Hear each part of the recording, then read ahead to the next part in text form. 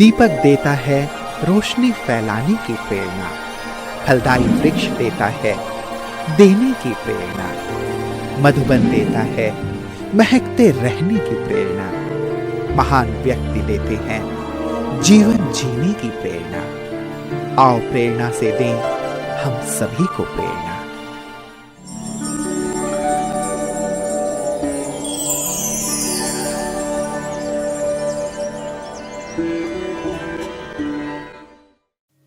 रावतसर राजस्थान राज्य के हनुमानगढ़ जिले का एक नगर पालिका क्षेत्र है। रावतसर ब्रह्मा कुमारी ईश्वरीय विश्वविद्यालय की मुख्य संचालिका हैं नीलिमा दीदी जी। आपका जन्म 1976 में महाराष्ट्र के अहमदनगर में हुआ। बचपन से ही आप कला प्रेमी रही। आप विनम्रता, मधुरता, त्याग, सरलता, सादगी आदि गुणों से परिपूर्ण है। आपको मात्र 9 वर्ष की उम्र में 1987 में ईश्वरीय ज्ञान की प्राप्ति हुई और 1994 में अव्यक्त बाप दादा से अलौकिक मिलन मनाकर 1996 से ईश्वरीय सेवा में संलग्न हो गई। तब से बीकानेर, सूरतगढ़, नोहार, पीलीबंगा आदि स्थानों पर सेवाएं प्रदान कर वर्ष 2000 से रावतसर में अपनी सेवाएं दे रही हैं। जन जन को ईश्वरीय संदेश देते हुए आपने अनेक कार्यक्रम आयोजित किए। दीदी जी के नेतृत्व में 500 से भी अधिक विद्यार्थी ज्ञान योग की पालना लेकर अपना जीवन महान और श्रेष्ठ बना रहे हैं।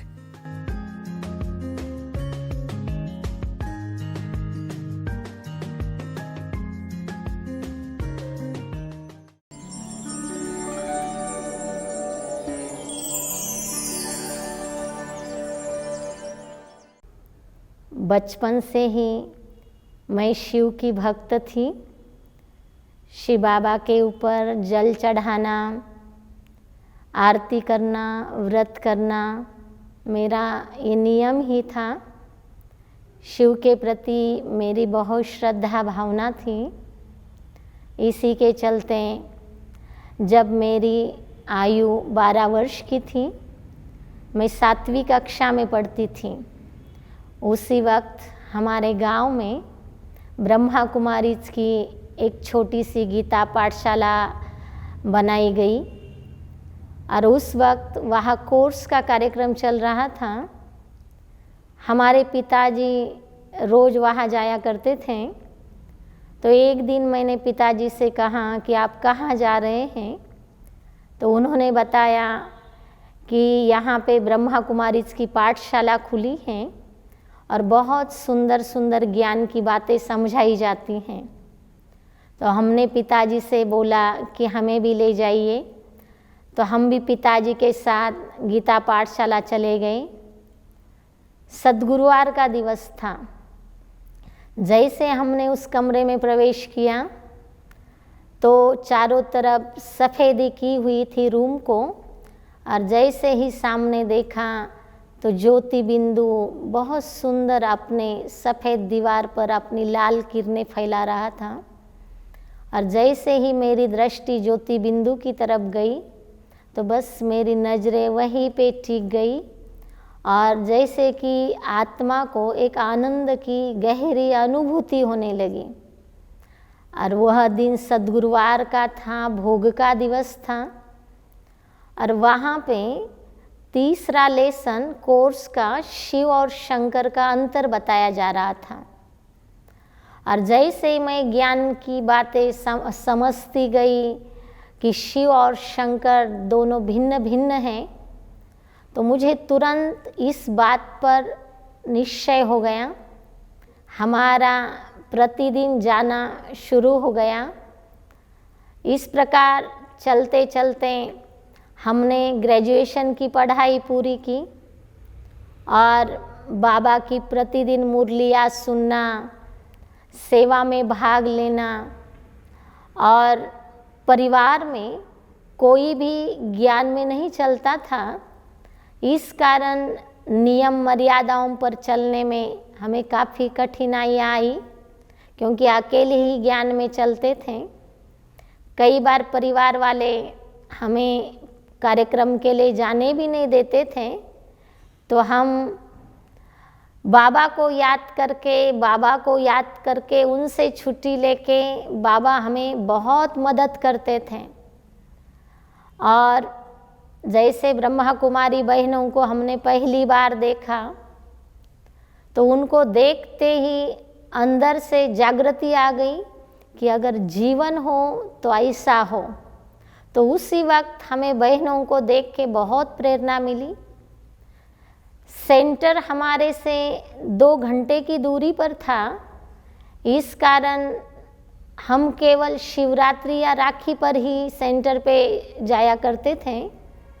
इस कारण ब्रह्मा कुमारी बहनों के लाइफ के बारे में इतनी अधिक गहरी जानकारी हमको नहीं थी, क्योंकि बहनें भी गीता पाठशाला में साल में केवल 1 या 2 बार आया करती थी। तो इस कारण बहनों की लाइफस्टाइल क्या होती है, उनकी दिनचर्या क्या है, वो सेंटर पे क्या करती है, इस बारे में मैं बिल्कुल कुछ भी नहीं जानती थी। लेकिन बहनों को देखकर जीवन का लक्ष्य क्लियर कर दिया कि मुझे भी ऐसा ही बनना है।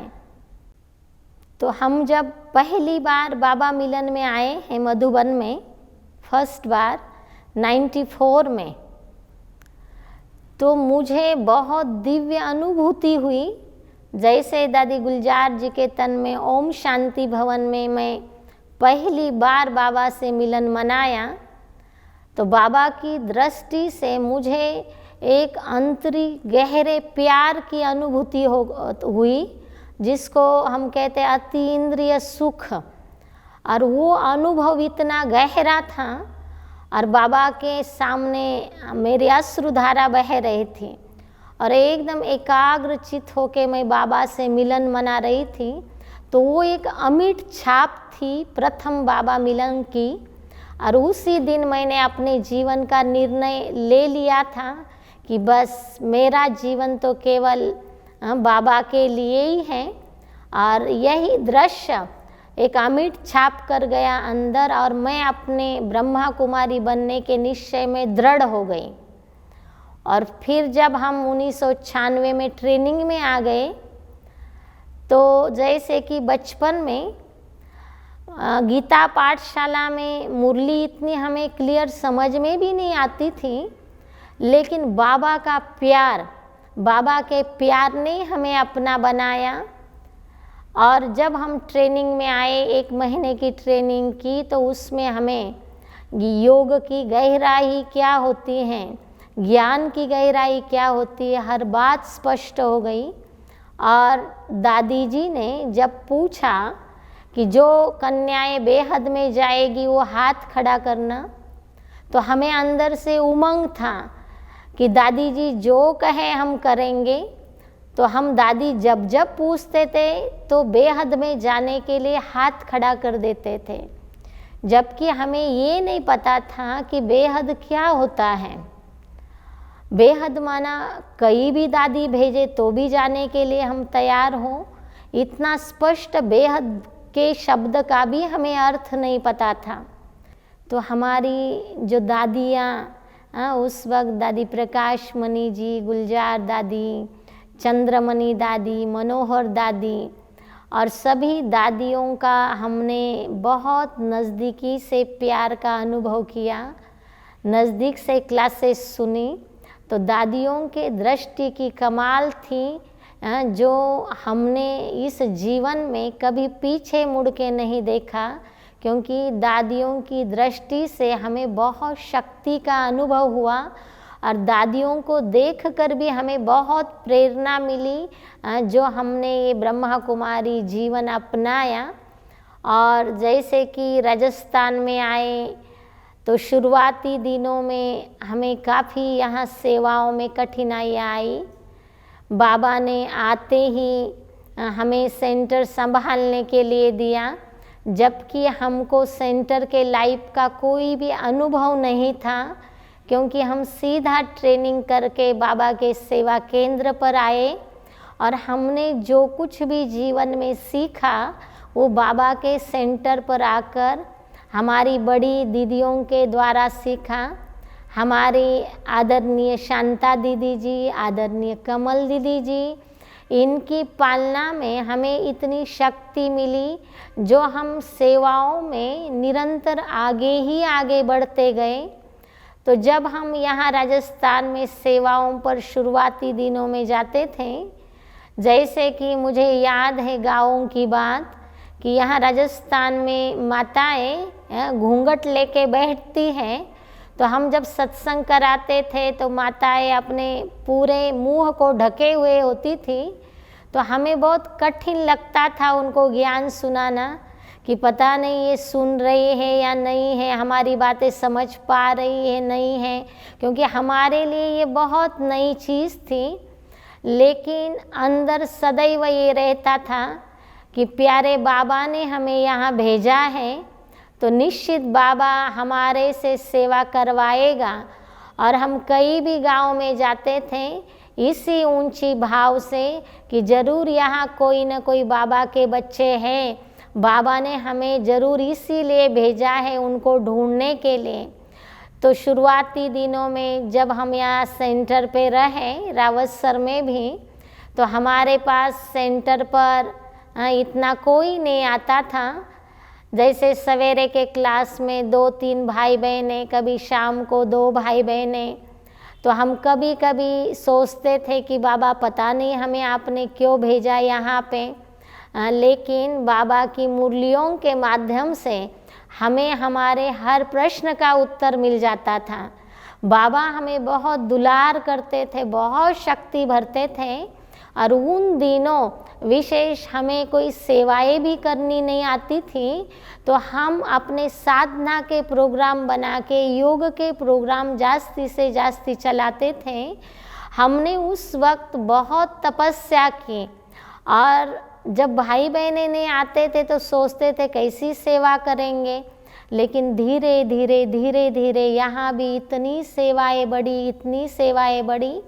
मैं अपना एक अनुभव मुझे याद है कि जब कैसे बाबा हमें कदम कदम पर मदद करते हैं, हर कदम में बाबा हमें मदद करते। कि हम एक परिवार में यहाँ रावतसर में एक बलराम भाई हैं, उन्होंने अपने घर में हम बहनों को रखा था लगभग 11 वर्षों तक। सेंटर वहाँ रहा, तो वो बहुत छोटा सेंटर था। तो बड़ों ने कहा कि अब आपको बड़ी ज़मीन लेनी है। तो मैं रोज़ बाबा को कहती थी, बाबा यहाँ परिवार के बीच हम कब तक रहेंगे, अपना अलग सा भवन बनना चाहिए। तो जब मैं वॉकिंग करने जाती थी, तो जैसे कि यहाँ जब ये सेंटर है अपना, इस स्थान पर बहुत जंगल था और मैं जब यहाँ से वॉकिंग करती थी, ये गवर्नमेंट की ज़मीन थी। तो मैं बाबा से बातें करती थी, बाबा गवर्नमेंट के पास इतनी ज़मीन है तो अपने को क्यों नहीं देती हैं। तो रोज़ मैं बाबा को अमृत वेले ज़मीन के लिए बाबा को बोलती थी कि बाबा गवर्नमेंट के पास ज़मीन है, वो दे देवे अपने को। और वास्तव में बाबा ने हमारी सुन ली और ये ज़मीन नगर पालिका ने हमें अलॉट की और नगर पालिका के माध्यम से ये बाबा के लिए घर बनाने के लिए ज़मीन मिली। तो मेरे दिल से बहुत बाबा को शुक्रिया निकला, थैंक्स बाबा, थैंक्स बाबा। और ये जब भवन निर्माण हुआ इसको भी 3 वर्ष लग गए, लेकिन हर वक्त ये लगता था कि संसार का रचयिता, जो सारे विश्व का पिता है, जो सारे संसार की आत्माओं की बात सुनता है, तो ये तो उनका स्वयं का भवन बन रहा है, तो निश्चित बाबा बहुत जल्दी जल्दी बनाएगा। अंदर से ये दृढ़ विश्वास था। तो बाबा ने कैसे, जबकि उस वक्त इतने भाई बहनें भी नहीं थे, इतनी अर्थव्यवस्था भी नहीं थी, लेकिन प्यारे बाबा ने इतनी मदद की, इतनी मदद की, क्योंकि हर वक्त हम बाबा को अपना साथी बनाए रखते हैं, हर दिल की बात बाबा के सामने रखते हैं। तो सेवाओं में हर कदम में बाबा ने बहुत मदद की। और फिर धीरे धीरे धीरे धीरे सेवाओं के 4 चांद लग गए। यहाँ अलग अलग प्रकार की सेवाएं हुई। फिर हमारी प्यारी दादी रतन मोहिनी जी, दादी जी के लिए हम कहेंगे कि दादी जी का तो वरदानी हाथ सदैव ही मेरे सिर पर रहा है। प्यारी दादी जी ने ही मुझे राजस्थान में सेवा पर भेजा और विशेष रावतसर में दादी जी ने ही मुझे भेजा है। और जब जब मैं मधुबन जाती हूँ तो दादी जी मुझे सेंटर के हर बात का समाचार पूछती थी। प्यारे दादी जी के प्रेरणा से ही रावतसर में सेवा केंद्र की ज़मीन भी ली गई। प्यारी दादी जी ने ही इस सेंटर के फाउंडेशन स्टोन रखा। और जब भवन निर्माण हुआ तो दादी मुझे पूछा करती थी कि जब भवन पूरा होगा तो मैं ओपनिंग ज़रूर करूँगी आके। और दादी ज़रूर आई हैं। तो सन 2011 में दादी जी ने इस भवन का भी ओपनिंग अपने हाथ से किया है। तो दादी जी का बहुत हमें प्यार मिला है और दादी जी के प्यार के कारण ही हम राजस्थान में रह पाए।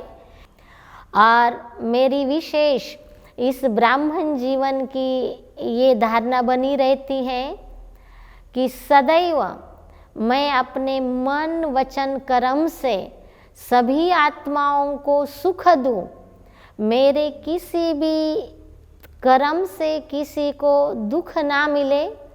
और सदैव मेरा ये अटेंशन रहता है कि मुझे सर्व के प्रति शुभ भावना और शुभ कामना रखनी है। और इससे मुझे बहुत फायदा होता है कि कैसे योग में एकाग्रता का अनुभव, कि जब हम सर्व का भला सोचते हैं और सभी के लिए शुभ भावना रखते हैं, शुभ कामना रखते हैं, तो मन और बुद्धि की एकाग्रता बहुत जल्दी होती। मेरे जीवन की ये भी धारणा है कि जैसे सेंटर चलाने के लिए कि बाबा कहते हैं निमित्त निर्माण और निर्मल वाणी हो, तो मेरा बहुत इस बात पर अटेंशन रहता है कि बाबा के बच्चे चाहे छोटे चाहे बड़े, चाहे पढ़े लिखे चाहे अनपढ़, चाहे कोई भी हो, लेकिन मेरा सदैव ये पुरुषार्थ बना रहता कि मेरी दृष्टि सभी के प्रति समत्व भाव की होनी चाहिए, क्योंकि सभी बाबा के बच्चे बहुत महान हैं। और हम कोई भी कार्यक्रम करते हैं तो सेंटर के एक भी भाई बहन वंचित ना रहे सेवा से, क्योंकि बाबा ने कहा हुआ है कि संगठन में शक्ति होती है और संगठन में एकता बनाए रखना, ये मेरा हमेशा अटेंशन रहता है कि सभी भाई बहनें मिलके जब हम शुभ भावना से कोई कार्य करते हैं तो निश्चित उसमें सफलता होती है। ये मेरे जीवन का बहुत अच्छा अनुभव है। वर्तमान समय मेरा अटेंशन रहता है कि मुझे अशरीरीपन का अभ्यास मैं ज़्यादा से ज़्यादा करूं, क्योंकि समय इशारे दे रहा है कि अब घर चलना है। तो अटेंशन देती हूँ, जैसे कि बाबा की मुरलियाँ इन दिनों की भी चल रही हैं कि बच्चे आत्मा आत्मा, भाई भाई, आत्मा देख कर बात करना, आत्मा समझना, मैं आत्मा सुनती हूँ, मैं आत्मा बोलती हूँ। तो मैं विशेष आत्म अभिमानी बनाने में अपना पुरुषार्थ में विशेष ध्यान रख रही हूँ।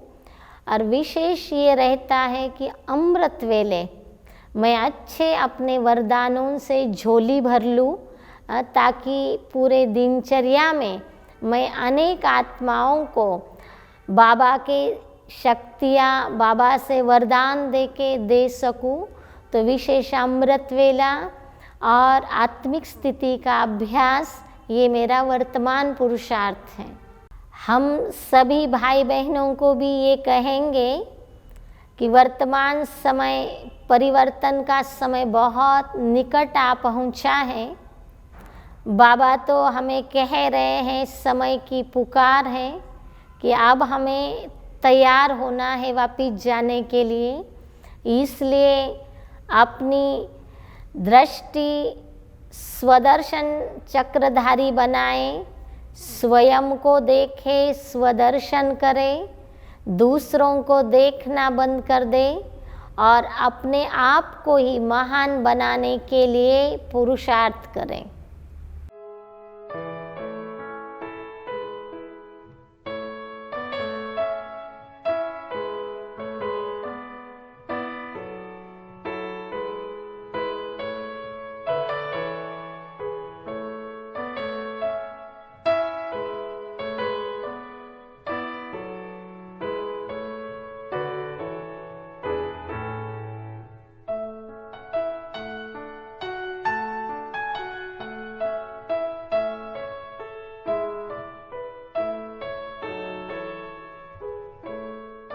दीदी ममता की मूरत है। जो भी कार्य के लिए दृढ़ता करती है तो उसको पूरा करती है और जीवन के अंदर कभी भी किसी भी बात में ना निराश होते हैं, ना हमें निराश होने देते हैं।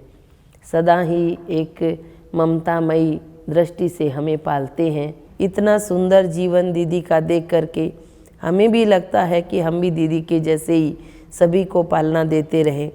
दीदी अपने जीवन को सुंदर खुद भी बना रही हैं, सभी का जीवन सुंदर बने और बाबा का यज्ञ निर्विघ्न चले, ऐसा दीदी का सदा ही मन के अंदर भाव रहता है।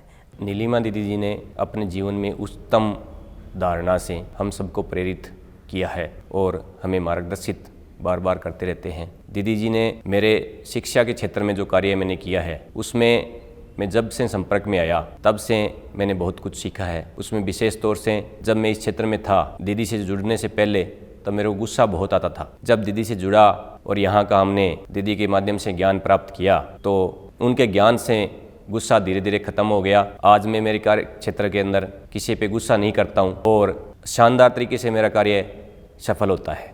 दीदी बहुत निर्माण चेत, सरल चेत, निर्मल स्वभाव के, सहनशीलता की देवी हैं। दीदी में समाने की शक्ति, अद्भुत शक्ति मैंने देखी है। हर बात को, हर एक की कमी कमजोरियों को, हर बात को अपने अंदर समा लेते हैं और उनके प्रति उतनी ही शुभ भावनाएं, शुभकामनाएं रखते हैं। तो दीदी हमेशा उमंग उत्साह देते हैं, आगे बढ़ाते हैं कि बाबा साथ हैं। कोई भी बात हो तो फिर भी इतना उमंग, इतना उत्साह से दीदी के साथ मुझे आगे बढ़ने का बहुत अवसर प्राप्त होता है। दीदी का उच्च संकल्प लेना और अथक प्रयास करने की जो दीदी की प्रवृत्ति है वो दीदी को औरों से अलग बनाती है। और दीदी के संपर्क में आने के बाद मैंने खुद को भी जाना और खुदा को भी जाना। दीदी का पढ़ाने का और दीदी का समझाने का जो ढंग है वो दीदी को औरों से अलग बनाता है।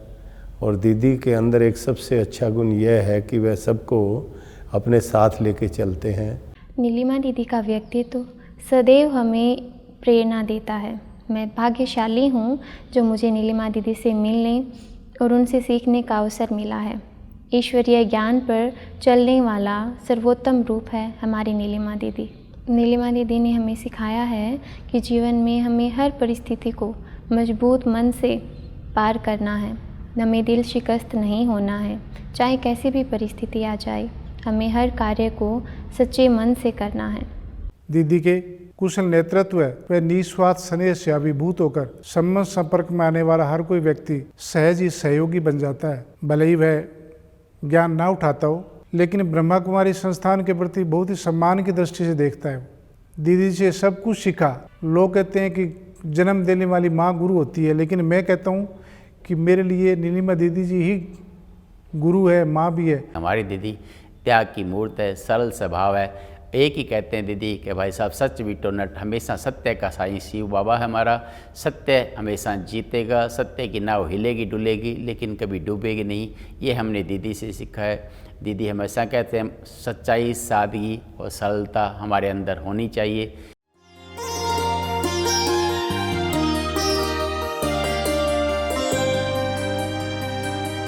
मेरे हृदय में